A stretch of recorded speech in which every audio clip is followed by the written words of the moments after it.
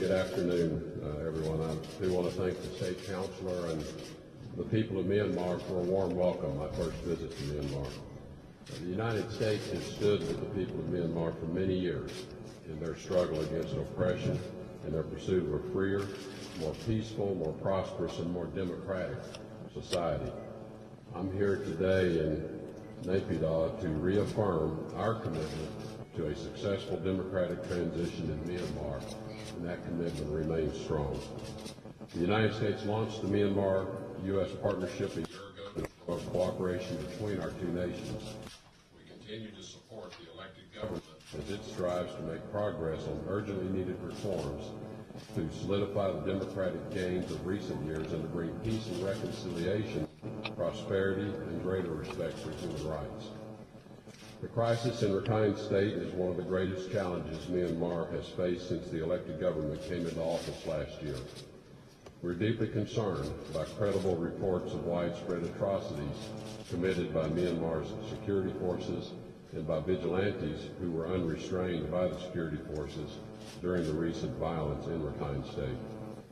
We're also distressed by the fact that hundreds of thousands of men, women, and children have been forced to flee to Bangladesh. We do condemn the August 25th attacks by the Arakan Rohingya Salvation Army on Myanmar security forces that initiated this violence and reiterate that there is zero tolerance for such attacks.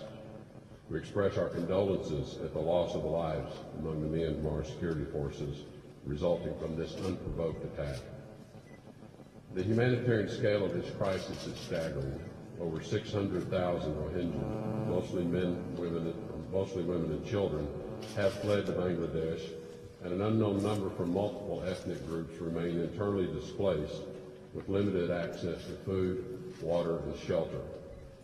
In response to this extremely dire situation, I am announcing today that the United States will provide an additional $47 million in humanitarian assistance for refugees, bringing the United States response to the Rakhine State crisis in Myanmar and Bangladesh to more than $87 million since August of this year, and total humanitarian assistance for displaced people in and from this region to nearly $151 million since October of 2016. The United States remains dedicated to humanitarian initiatives the world over, and we're proud to distribute these funds on behalf of the American people as part of our ongoing efforts to help those who are suffering. Myanmar's response to this crisis is critical to determining the success of its transition to a more democratic society. A key test of any democracy is how it treats its most vulnerable and marginalized populations.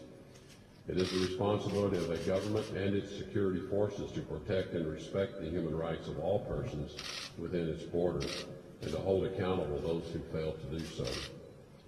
The United States welcomes the government's commitments to allow refugees to voluntarily return and to implement the recommendations of the Advisory Commission on Rakhine State for creating lasting peace by supporting economic development and respecting the rights of all people in Rakhine State, including those displaced. Such implementation must include a transparent and fully voluntary path to citizenship that is considered credible by all stakeholders. Now is the time to focus on implementation of these commitments. We also support the government's commitment to create the conditions necessary for all refugees and internally displaced people to return to their homes and land safely and voluntarily. We are encouraged by recent exchanges between the government of Myanmar and government of Bangladesh and urge both sides to continue to work together to ensure the safety and security of those who want to return to their homes. We stand ready to support both governments as part of this process. It is incumbent upon the military and security forces to respect these commitments of the civilian governments, to assist the government in implementing them, and to ensure the safety and security of all people in Rakhine State. It is also incumbent on the people of Myanmar to recognize that all individuals, regardless of their race, religion, or ethnicity, have rights that must be respected, and that no democratic society should condone discrimination, incitement, or violence against other human beings. The recent serious allegations of abuses in Rakhine State demand a credible and impartial investigation. and those who commit human rights abuses or violations must be held accountable. This need for justice and accountability applies not only to Rakhine State, but to wherever such abuses or violations occur across Myanmar.